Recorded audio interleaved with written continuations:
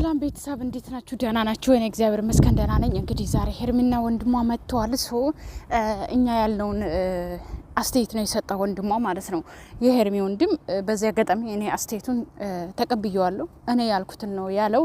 እኛም ብዙዎቻችንም የምንፈልገው ነው።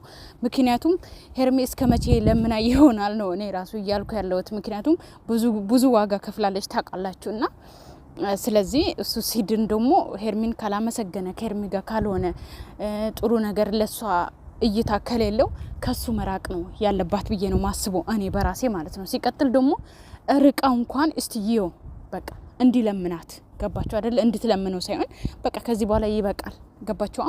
እና እንደዚህ ነው ምለው እሷ ግን በቃ ህይወቴን እቀጥላለሁ በቃ ድጋሚ ሁለተኛ ከሱ ጋር አልቀጥለም ወይም ደግሞ ሁለተኛ አልፈልግም ብዬ ልክ ሊሄድ ስል ከዛ ልክ ሲሄድ እንግዲህ ሌላ ነገር በቃ አብርሃም አጠገብ ሲደርስ ሌላ ነገር ነው መሆኑ አላቅም እንደሆንኩኝ ነው እያለች ያለችው።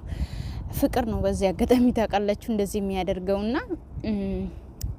ብቻ ቤተሰብ አላቅም ምን እንደምል እኔ ራሱ ማለት ነው። አብርሃም ድጋሚ ታሟልልም ግራ ገባኝ። እና ደግሞ ሄርሚም ያለችበት ታውቃላችሁ የመጀመሪያ ፍቅር ደግሞ እሷ ደግሞ እንግዲህ አይታችሁ ከሆነ እኔ የመጀመሪያ ፍቅሬ ነው በቃ እንደሱ ሰው ወድጄ አላቅም ነው እያለች ያለችው። እና እሷ ላይም ለመፍረድ በጣም ነው የሚከብደው። ገባችሁ አይደለ? እና አላቅም ብቻ ሄርሚ ምን ለማለት ፈልጌ ነው ቢያንስ ልክ እንዴት ልበላችሁ የሆነ እንድትርቀው ራሱ ልክ እኛ እንዳልነው ማለት ነው። ገባችሁ አይደለ?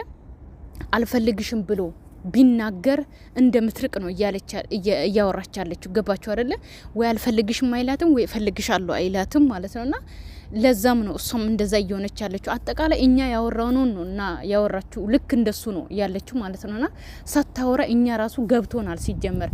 በቃ ብቻ አላቅም ቤተሰብና እንግዲህ ምን አይነት ቪዲዮ እንደሚለቀቅ አላቅም። እመጣለሁ እሺ ውዶቼ ማለት ነውና ሰላማችሁ ይብዛልኝ። ባይ ባይ